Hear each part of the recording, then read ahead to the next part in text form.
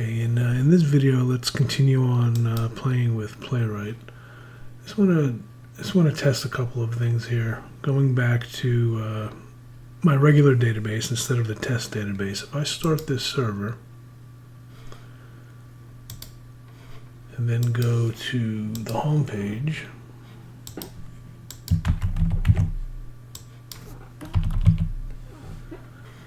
that's what I thought. So my database seems to have been wiped out.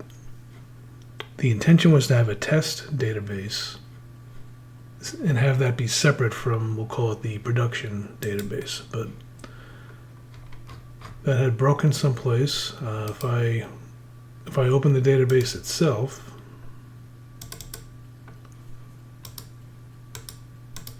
all my articles are gone, categories are gone, search log is gone. So I think whenever the tests run, it wipes out the main database, and that was not the intention here. So besides that, just kind of clicking around, looking at the tests that were created. Again, it's been a while since I've done much with Playwright, but I'm going to ask it to, I want to see some more verbose logging to the screen, so we can see why things are failing a little bit quicker. Let's start with that.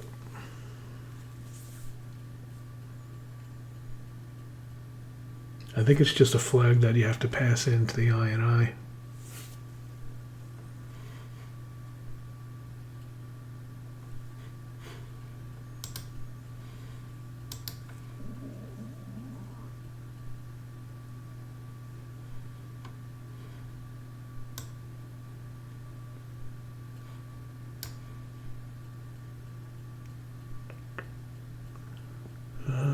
Trying to see where that's getting passed in.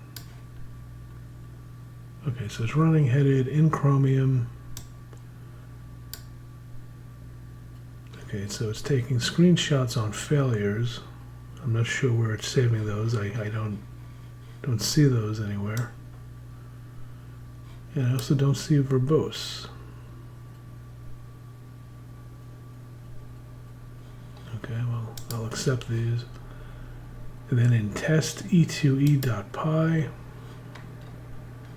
okay, you got a bunch of logging stuff here. Okay, so we're going to see some stuff being sent to the console, I guess, as each test is running, which is good. It's adding this to each test. Okay, so we're going to get a lot more verbose logging to the screen here.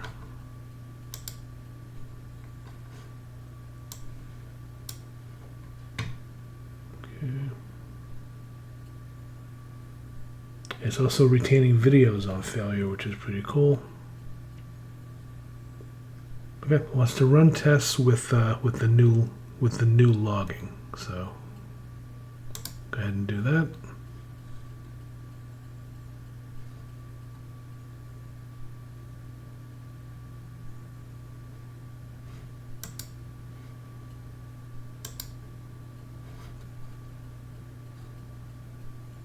I think it's pushing everything to this Cascade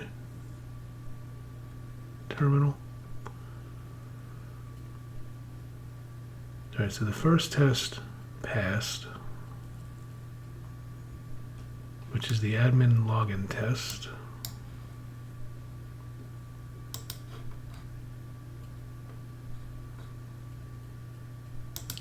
That's this one. Next test is category creation. No, this one passed. Now we're doing category creation. That one failed.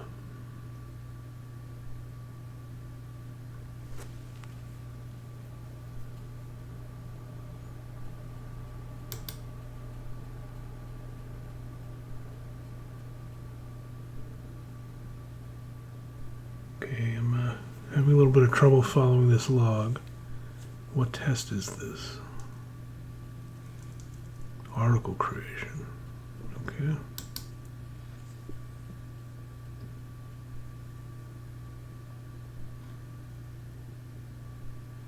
Admin login successful. Clicking add article button. Should be clicking this button, but it is not.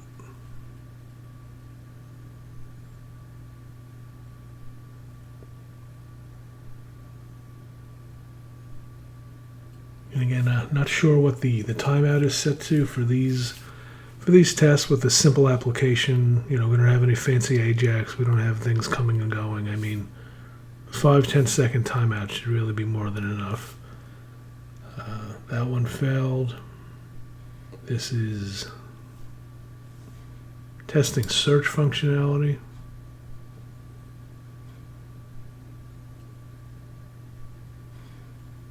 Filling search form. Okay, I'm going to stop these. I'm going to ask it to set a timeout of only 5 seconds. And I want to see how it handles this.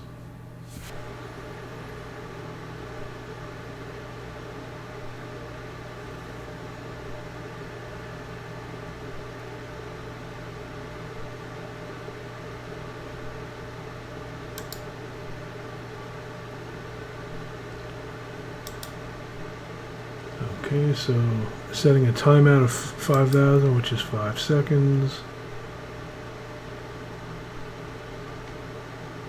Timeout 5,000. Okay, I think this should be more universal, but it's doing it for each selector. I guess that'll work. It seems a little bit wordy though, but we'll go with that, I guess.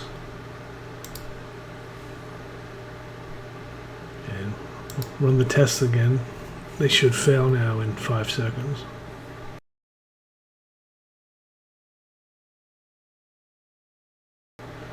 First one passes. This one should fail in 5 seconds. Yep.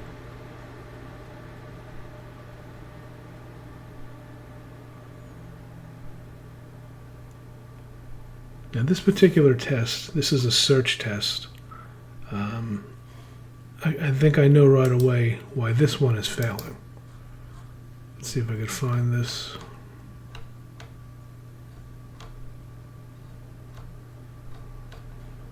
Okay, test search functionality. So let's take a quick look at what this is doing here. It's going to the home page, which is fine. It's trying to fill. It's looking for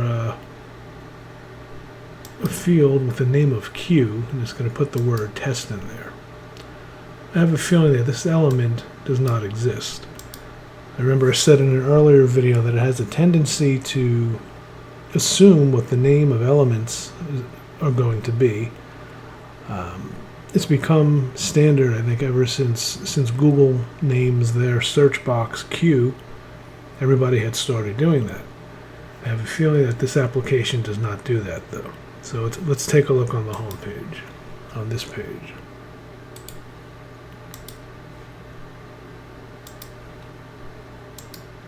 So this should be named Q.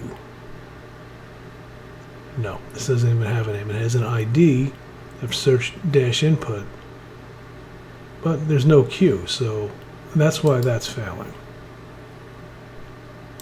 And I have a feeling it's probably something similar in these other tests. The locator name is probably just not right.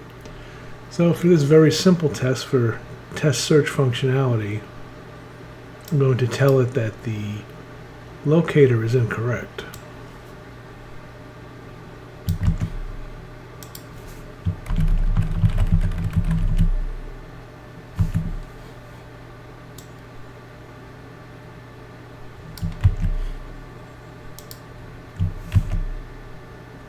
Hopefully it can make sense out of that.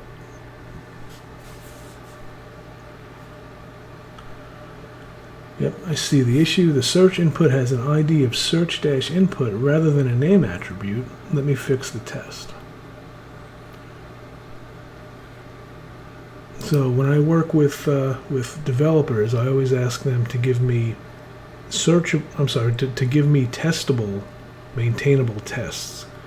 And to give me something that's testable means, where you can, try to give me An ID that's not going to change, a name that's not going to change, if possible.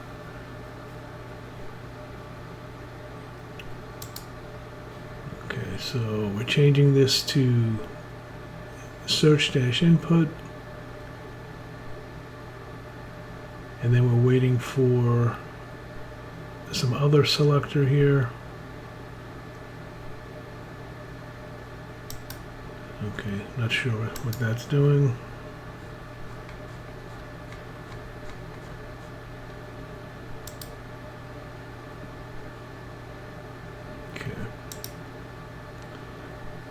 Okay, let's, okay, now it looks like we're going to run just that one test now, based on the command that it's going to run. And it's passing a -v, I guess that's how we're getting verbose out of it. So let's see if that passes.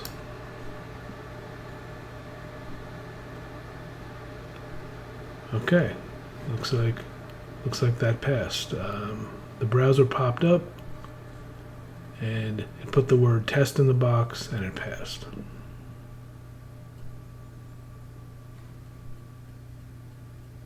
Okay, I'm going to ask it to run again, but I want to add a little bit of a delay so we can see what it's doing. We'll do 3 seconds.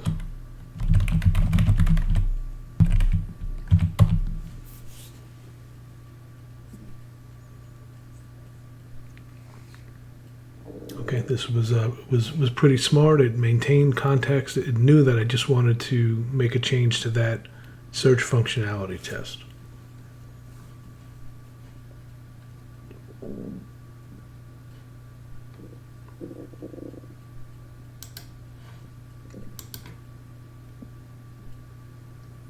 Okay, so we have a 3-second delay between all of those steps, which is what I wanted.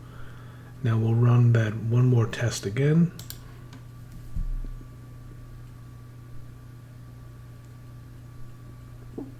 Browser pops up, type the word test. There's the articles.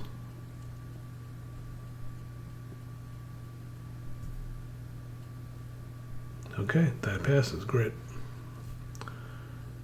Getting some warnings here though, I don't know what all this stuff is.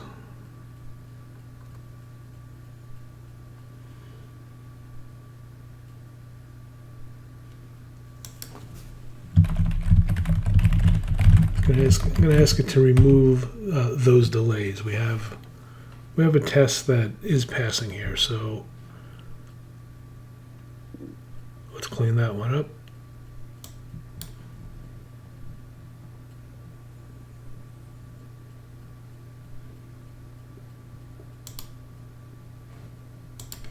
Okay. And we'll just run it one more time for the sake of completeness. It should run very quickly again. And it does, and we have a pass. Okay, so we would have to go through these one by one, and you're probably going to see similar issues with each where it gave you some boilerplate code, something that looked reasonable on the surface, but the locator is probably wrong. So let's try to clean up one more of these. Test admin login was working. Category creation, I think, was failing. So let's try to run this again and see if we can figure out where it might be failing.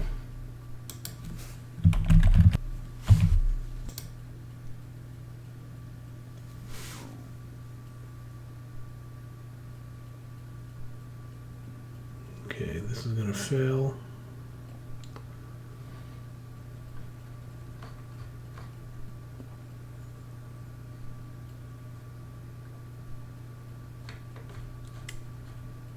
I know it added a lot of debug statements. Okay, that was good. Actually, it's detecting the failure and it's trying to clean up. So it didn't find the input field with name.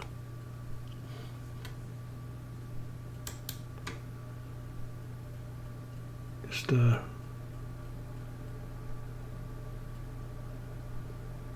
see, I don't think it was finding the button, but let's see. Okay, I'll accept these and run again. I still don't think the button name is correct, but let's see.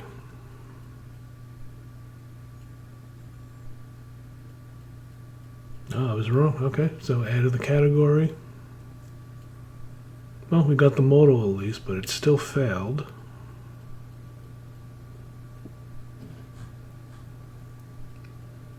There are two add category buttons, one in the main page to open the modal and one in the modal to submit the form.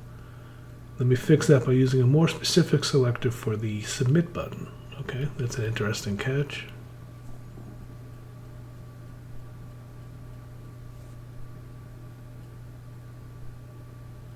Okay, so it's getting more specific about that button. And let's try to run it again.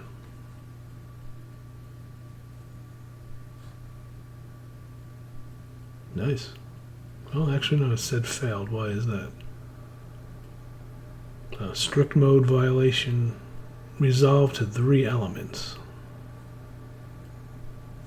So, again, something with these locators. It seems there are multiple elements with the text test category. Let's make our selector more specific by targeting the table cell.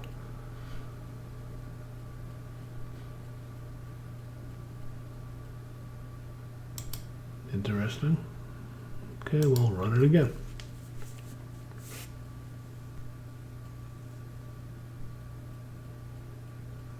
Okay, still failing. Okay, so it looks like there's multiple elements that have similar text.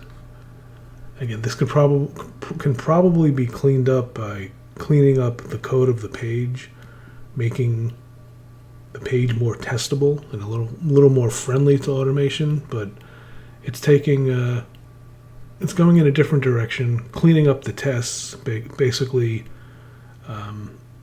making excuses for the product code. But we'll see how far we could get.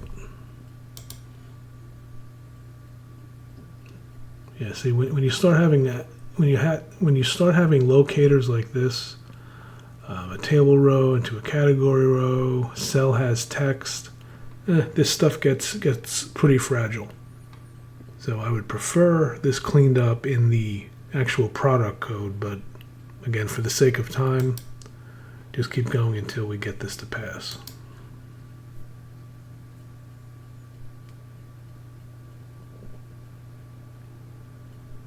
Okay, still failed. Another strict mode violation.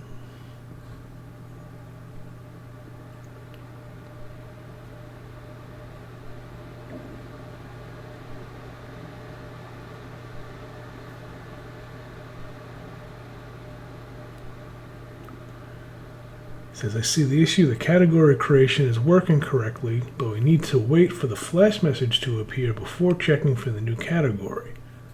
Let me update the test.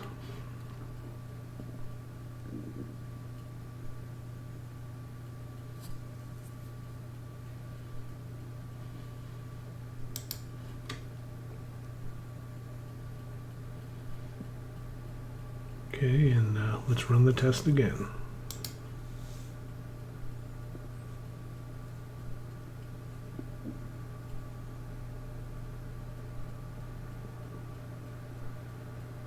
No, I think it's going to fail. Yep, still failed. Locator expected to be visible.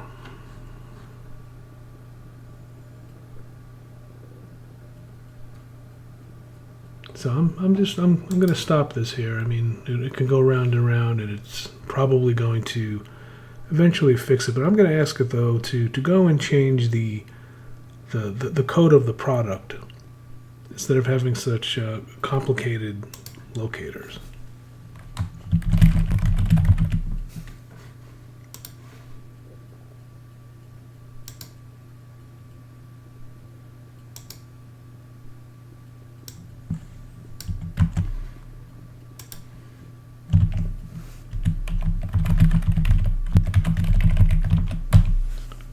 It says, good idea. Let's add a data test ID attribute to make the elements easier to locate.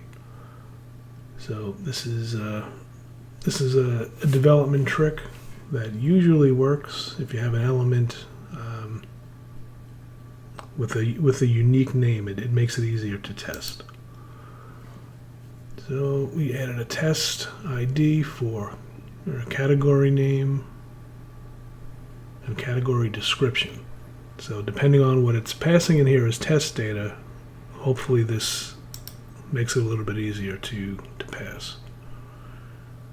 Okay, and let's run the test again. Okay. All right, so now the locator is going to look for this data. That's a little bit cleaner, I think. Let's run it again.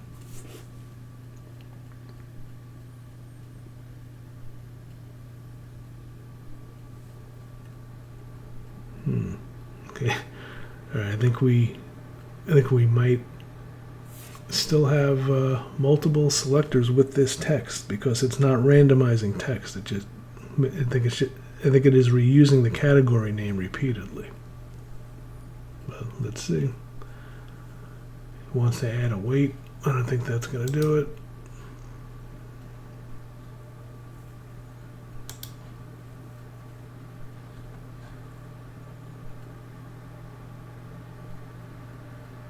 Yeah, see, there's more than one of them with the text of test category, and I think that's why it's failing. So it wants to add test data ID to the row itself. That's interesting.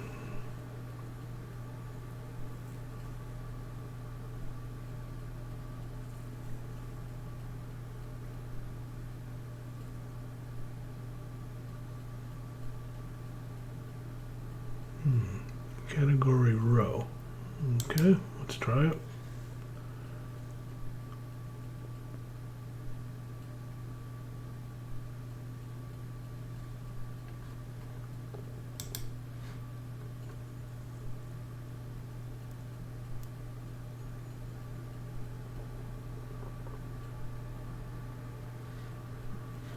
Okay. Still don't think this is going to pass. I don't think it's unique enough. I think we're going to need to randomize the data. Nope, same thing. Okay, strict mode violation. I'm going to stop this test here.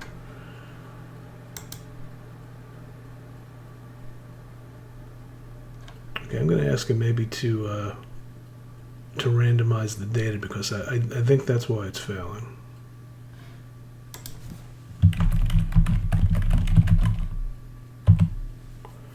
Now it's probably going to complicate things and pull in a randomizer, and let's see how ugly this gets.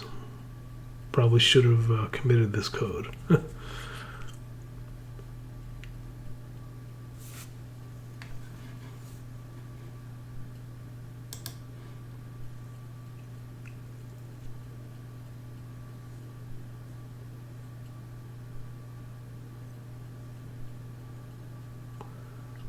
Okay.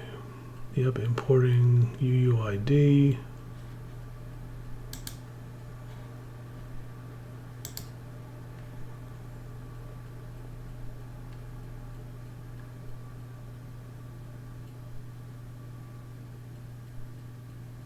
Now, I don't know why I would change this selector here. Don't know what that's doing.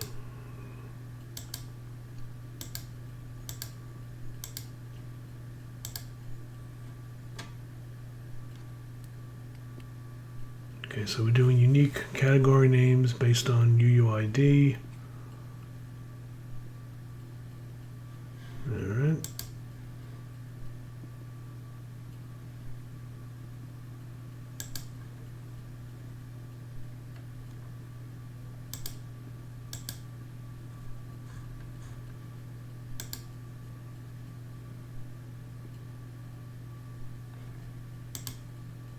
Okay, let's see if that's any better.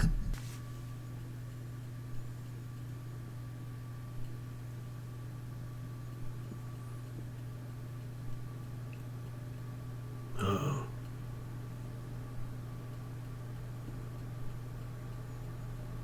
Now something broke with the admin login function.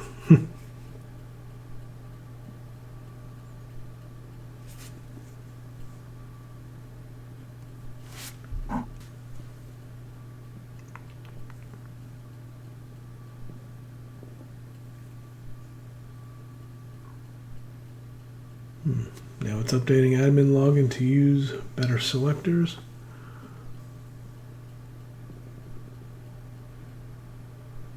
Okay. Running it again.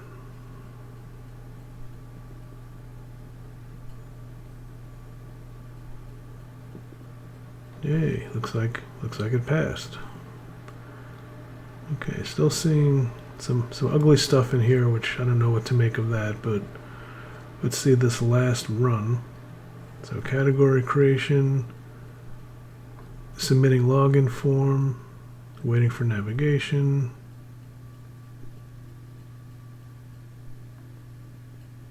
Waiting for category to appear in table, and it passed. Okay, so let's see what we ended up with. Let's see what we ended up with here for this test.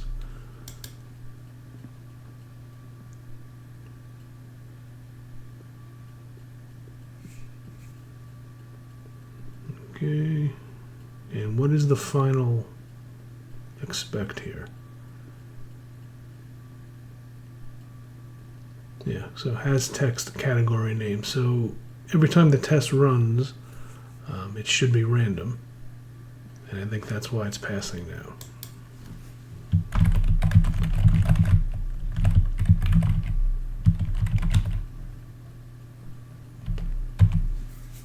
I want to see what kind of name it's giving to these categories because it's running very fast and I'm missing it.